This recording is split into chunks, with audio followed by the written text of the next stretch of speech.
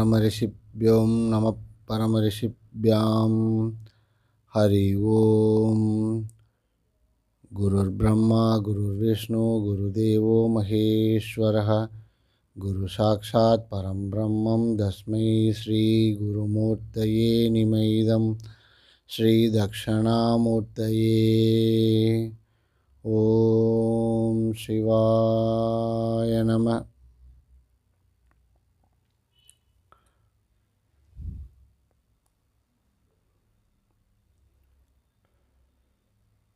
இந்த காணொளியில் நாம் பார்க்க இருப்பது ஆன்மீகம் தொடர்பான வாழ்வியலில் இருக்கக்கூடிய விளக்கங்கள். அந்த தலைப்பில் இப்போ நாம் பார்க்க இருப்பது இந்த கடந்த சில வாரங்களாக நமக்கு மக்கள் அனுப்பிய கேள்வியிலிருந்து ஒரு சில அனுபவம் நமக்கு ஏற்பட்டது. ஆன்மீகத்தின் மீது அனைவருக்கும் ஒரு நாட்டம் என்பது இருக்குது. ஆனால் அந்த நாட்டம் என்பது அதற்கு அடுத்த படியாக அடுத்தது என்ன செய்யணும், அடுத்ததுக்கு அது எப்படி நம்ம எந்த வழியில் செல்வது. நான் முதலே சொன்ன மாதிரி பக்தி மார்க்கம், ஞான மார்க்கம், யோக மார்க்கம் அப்படின்ற இந்த 3 நிலைகள் இருக்குது. இந்த 3 நிலைகள் என்ன, அது எப்படி நம்மளுடைய இயற்கையான வாழ்வியலில் அதை எப்படி இணைத்து கொள்வது, அதோடு சேர்ந்து எப்படி பயணிப்பது அப்படின்ற மாதிரியான சில விஷயங்களில் நிறைய முரண்பாடுகளும் நிறைய சந்தேகங்களும் இருக்குது. ஸோ இதை ஏன் ஒரு மொத்தமாக சேர்த்து ஒரு ஆன்மீக வழி பயணத்தில் நம்ம ஒரு விளக்கம் கொடுக்கக்கூடாதுன்னு அடியனுக்கு தோன்றதுனால இந்த காணொளியை நாம் பதிவிடுறோம். முதல்ல ஆன்மீக வாழ்க்கை என்பது இது ஒரு துறவற வாழ்க்கை கிடையாது.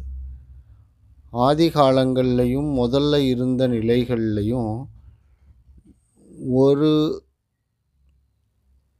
அனுபவமான வாழ்க்கை முறை. அந்த வாழ்க்கையில் ஏற்பட்ட புது புது அனுபவங்களை கொண்டு ஒவ்வொரு சமுதாயமாக ஒவ்வொரு சமூகமாக உருவாக்கப்பட்டு அதன்படி வாழ்க்கை முறைகள் எல்லாமே அமைந்தது. இவைகளை தாண்டி ஒரு அனுபவ நிலை, அதாவது நம்மை இயக்கும் ஒரு சக்தி இருக்குது, நமக்கு மேலே ஒரு சக்தி இருக்குது, நம்மை தாண்டி ஒரு நிலை இருக்குது. அந்த நிலை என்ன அப்படின்னு தொடர்ந்து அதை பற்றி சிந்தித்து அதை பற்றி யோசித்து ஆழ்ந்த நிலையில் வெளிப்புறமாகவும் உட்புறமாகவும் பலவித நிலைகளில் அனுபவத்தை உணர்ந்து அதை ஒரு வழிமுறைகளாக பின்பற்றினாங்க. அதில் தான் இந்த பக்தி முறைகள், ஞான முறைகள் அல்லது யோக முறை போன்றவைகள்லாம் குறிப்பிடப்பட்டிருந்தது. அப்படி தான் குறிப்பீடு ஏற்பட்டது. இதில் சமீப காலங்களில் அவைகள் எல்லாம் மறைக்கப்பட்டு விட்டது. அவைகள் அனைத்துமே இந்த ஆன்மீகத்தோடு சேர்ந்த வாழ்க்கை முறை தான் நம்மளுடைய அனைவருக்குமே இருந்தது.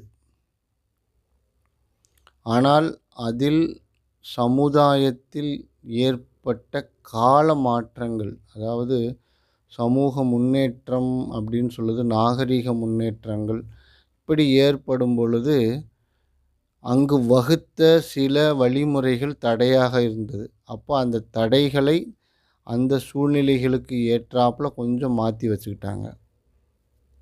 ஒரு சிலர் அவர்களுடைய சுய லாபத்திற்காக சில நிலைகளை தகர்த்து வேறு மாதிரியாக அத குறிப்பிட்டாங்க. இதனால என்ன ஆயிடுச்சுன்னா,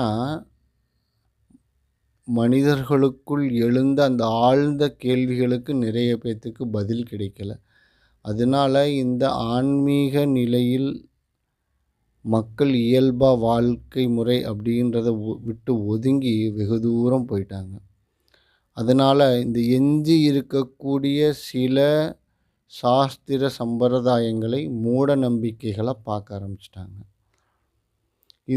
இது இந்த ஆன்மீகம் என்பது இயல்பான வாழ்க்கை நிலையில் உருவாக்கப்பட்டது தான். ஆனா அத தனித்தனியா பிரிச்சுட்டாங்க. இன்றைய சூழல்ல இது ஒரு தனி நிலை, அது ஒரு தனி நிலை அப்படின்ற மாதிரி பிரிக்கப்பட்டு விட்டது. அதனால தான் இந்த ஆன்மீகம் அப்படின்னா உடனே சந்நியாசம் போகணும். சந்நியாசம்னா இந்த மாதிரியான சில ஐடென்டிட்டிஸ் இருக்கணும். இப்படியான பல நிலைகள் இருப்பதனால மக்கள் அந்த ஆன்மீகம் அப்படின்ற நிலைக்கு போறதுக்கே, அத பத்தி யோசனை பண்றதுக்கே ரொம்ப தயங்குறாங்க. இந்த தயக்கத்தை முடிந்தவரை இந்த காணொளியில் நிவர்த்தி செய்வதற்கு அடியேன் முயற்சி பண்றேன்.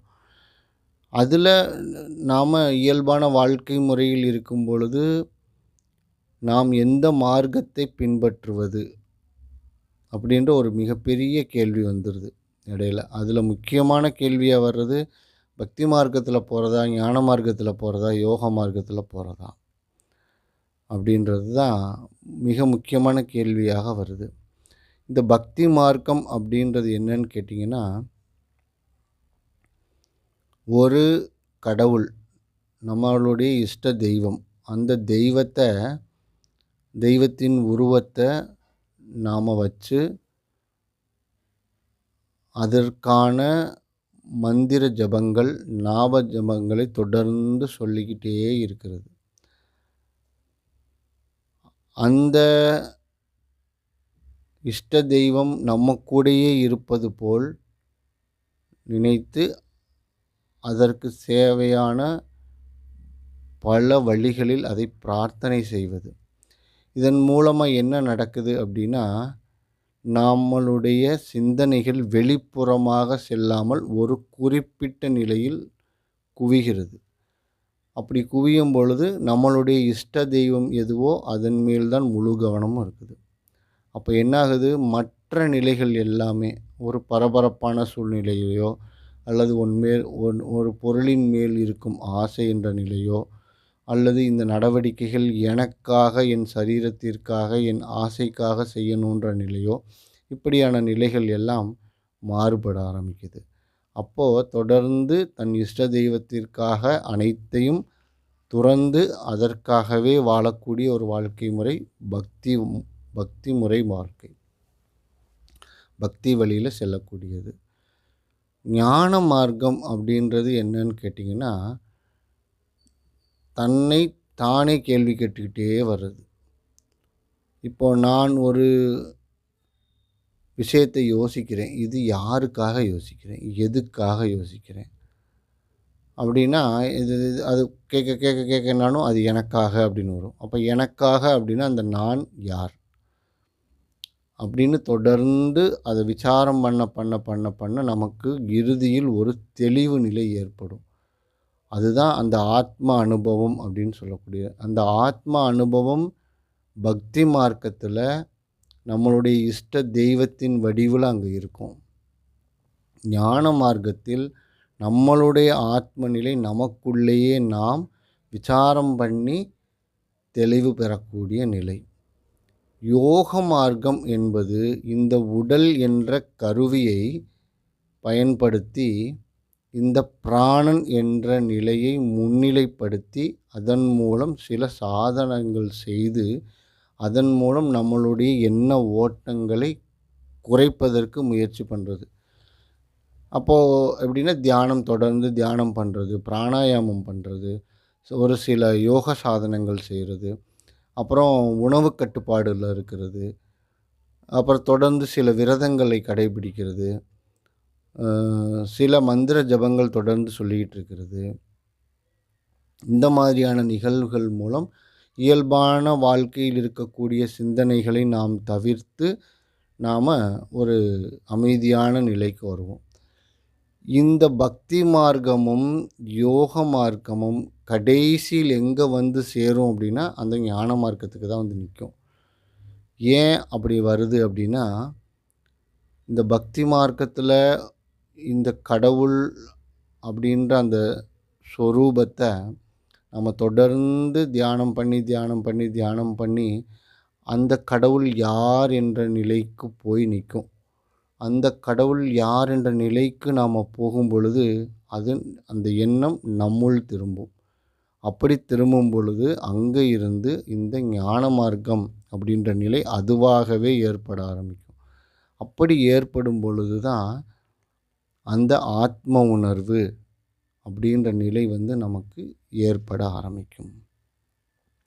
யோக மார்க்கத்தை பொறுத்த வரைக்கும் தொடர்ந்து பல சாதனங்கள் செய்து அதற்கு மேலாக ஒரு நிலைக்கு மேல் அவர்கள் நிசப்தமான ஒரு நிலையை அடைந்ததுக்கப்புறம் அங்கே இருந்து கேள்வி கேட்கக்கூடிய நிலை எப்படி வரும் அப்படின்னா, இவைகளை எல்லாம் நான் செய்கிறேனே, இது எதற்காக செய்கிறேன், எதை உணர்வதற்காக செய்கிறேன் அப்படின்ற ஒரு நிலை ஏற்படும். அந்த நிலை ஏற்படும் பொழுது தான் அங்கே நம்மளுடைய எண்ணம் அல்லது நம்மளுடைய சிந்தனை உள்நோக்கியதாக திரும்பும். அப்படி திரும்பும் பொழுது அந்த இடம் ஞான மார்க்கமாக மாறும்.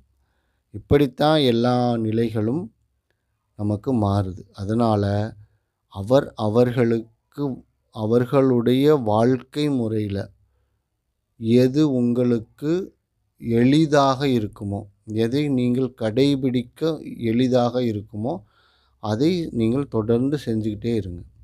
அதில் முழு நம்பிக்கையுடனும் முழு ஈடுபாடோட முழு ஸ்திரத்தோட முழு நம்பிக்கையோட ஒரு மனதாக அதை செய்ய ஆரம்பிங்க. அந்த நம்பிக்கை ஆரம்பத்தில் இருக்கும், கொஞ்சம் கொஞ்சமாக போக குறைஞ்சிக்கிட்டே வரும். அப்படி இருக்கக்கூடாது. எப்பொழுதுமே அது அந்த நிலையே கீழே இறங்க விடாமல் நம்ம அந்த ஒரு வைராக்கிய நிலையில் நம்ம தொடர்ந்து பயணம் பண்ணும் பொழுது தான் அதற்கான ஒரு தேடலுக்கான விடை நமக்கு கிடைக்கப்பெறும். அதுவரை நாம் தொடர்ந்து பயணிக்கணும். அந்த பயணம் எவ்வளோ தூரம் இருக்கும், எவ்வளோ நாட்கள் இதை செய்யணும், இது வந்து ஒரு மிகப்பெரிய கேள்வி நமக்கு. அந்த கேள்விக்கு பதில் நம்மிடமே இருக்குது. ஒவ்வொரு வேளையும் ஒவ்வொரு முறையும் நாம் ஒரு தியானம் செய்ய ஆரம்பிப்பதோ, இல்லை சுய விசாரம் பண்ண ஆரம்பிப்பதோ, அல்லது ஒரு இஷ்ட தெய்வத்தின் நாமத்தை ஜபிப்பதோ அப்படின்ற நிலையில் நம்மளுடைய எண்ணங்கள் வெளிப்புறமாக செல்லாமல் அந்த நிலையிலேயே கவனமாக ஒருமித்த மனநிலையில் எவ்வளவு ஆழமான நிலையில் நாம் அதை செய்கிறோம் அப்படின்றத பொறுத்து அது எளிதில் கைகூடுமா அல்லது ரொம்ப நாட்கள் கடந்து சென்று அது நம்மை அடையுமா அல்லது அடையாமல் கூட போகுமா அப்படின்றது அவரவர்கள் செய்யும் செயலின் வைராக்கியத்தை பொறுத்தது. அந்த வைராக்கியன்றது அவ்வளவு ஸ்ட்ராங்காக இருக்கணும். தொடர்ந்து அதில் பயணிச்சுக்கிட்டே இருக்கணும். தொடர்ந்து அதை பற்றின சிந்தனையே இருக்கணும். தொடர்ந்து அதை பற்றின நமக்கு ஒரு ஆழமான யோசனை இருந்துக்கிட்டே இருக்கணும். அப்படி இருக்கும் பொழுது தான் சதா எப்பொழுதும் அதை பற்றியே யோசிச்சுக்கிட்டே இருக்கும் பொழுது தான் நமக்கு அந்த அனுபவம் என்பது கிடைக்கப்பெறும். இல்ல அப்படின்னு நாம ஒரு 10 நிமிஷம் இல்லைன்னா ஒரு 1/2 மணி நேரம் அப்படின்னு நம்ம டைம் ஒதுக்கி இதுக்காக அப்படின்னு செஞ்சுட்டு இருந்தோம்னா, அந்த நேரத்தில மனம் அமைதியா இருக்கும். மீதம் இருக்க நாட்கள்ல அது சாதாரணமான ஒரு வாழ்க்கை முறையில போயிருச்சுன்னா, திரும்ப அந்த மன சஞ்சலம் ஏற்படும். எல்லா விதமான உணர்வுகளுக்கும் நாம் ஆளாக வேண்டிய நிலை வரும். அப்புறம் என்ன சொல்லுவோம், "நான் 1/2 மணி நேரம் சாமி கும்பிட்டேன். எனக்கு ஒண்ணுமே நடக்கல. நான் என்னென்ன கேட்டேனோ அதெல்லாம் இந்த சாமி எனக்கு குடுக்கவே இல்ல." அப்படின்ற ஒரு நிலை தான் அப்ப அந்த சலிப்புத்தன்மை தான் அங்க ஏற்படுது. ஆனா தொடர்ந்து அதில் சொல்லப்பட்ட வழிமுறைகளின்படி உங்களுடைய நடவடிக்கைகள் இருந்ததா அப்படின்னா, கண்டிப்பா இருக்காது. இங்க தான் முரண்பாடுகள் ஏற்படுது. அதனால ஆன்மீக முறை என்பது சாத்வீகமான முறையான வாழ்க்கை. அந்த வாழ்க்கை முறையில் நமது முன்னோர்கள் அதை அனுபவத்தில் ஒவ்வொரு விஷயமா தீர்க்கமா கண்டறிந்து பல உண்மைகளை குறிப்பிட்டிருப்பது தான் வேதங்கள். அந்த உபனிஷத் அப்படின்னு சொல்லக்கூடியது. இந்த வேதங்கள் என்பது அது மந்திரங்கள் கிடையாது.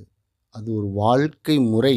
அந்த வாழ்க்கை முறையில் சொல்லப்பட்டிருக்கக்கூடிய விஷயங்கள். அது எதுல போய் முடியுது அப்படின்னா, அந்த தெளிவு, அந்த ஒரு மனத்தெளிவுல தான் கொண்டு போய் விடுது அது.